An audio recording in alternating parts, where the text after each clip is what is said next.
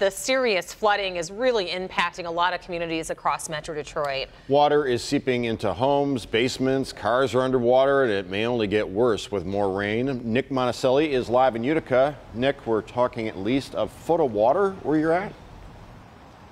Yeah, and maybe more in some areas, Jason, depending on, how low the area is. I just talked to the police chief here in the city of Utica. He says this area is a problem spot for them, but it is an area that they are well aware of. In fact, this apartment building right here is actually senior housing owned by the city of Utica, and they knew this was going to be the issue. So the first floor was intentionally made to be a parking garage. That is where they can park underneath there. I thought it was a maintenance area, but it turns out it is a parking garage. But they pulled all the vehicles out of there.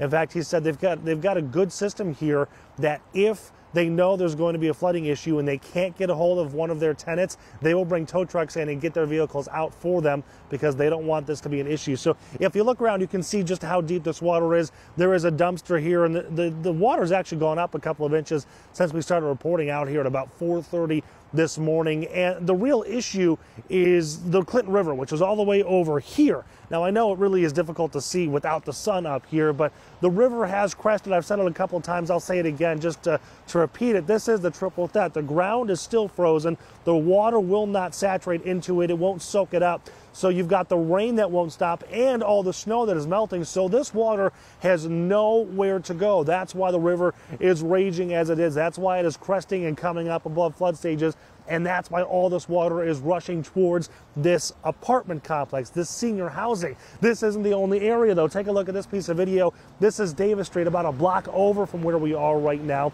which, by the way, is essentially Hall and Van Dyke in Utica. This is Davis Street again. There are a couple of homes that the water is coming up to it. That road is completely impassable. And this is maybe 2 or 3 blocks east of St. Lawrence Church, if you're familiar with that area of Utica. And this is not the only area in Metro Detroit. I would guess there are probably dozens of them all over. In fact, take a look at this. This is the northwest side of Detroit.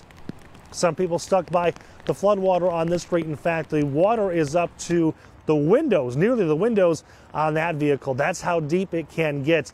And as I've been saying all morning, one of the problems, especially in the overnight hours, is that there's no sun. You can't see anything. And the water, unless you've got light on it, isn't that reflective. So you could just be driving along and boom, suddenly you are in water and you didn't even know it. So for those of you that are going to be hitting the roads this morning, just try to take your time. I know it's nearly impossible, but really focus on those roads and make sure you don't end up like those drivers or driving through something like this and they don't know until it's too late. We're live here in Utica. Nick Monacelli, Local 4 News today. Looks miserable out there. Hopefully we can get the rain to stop soon. Nick, thank you.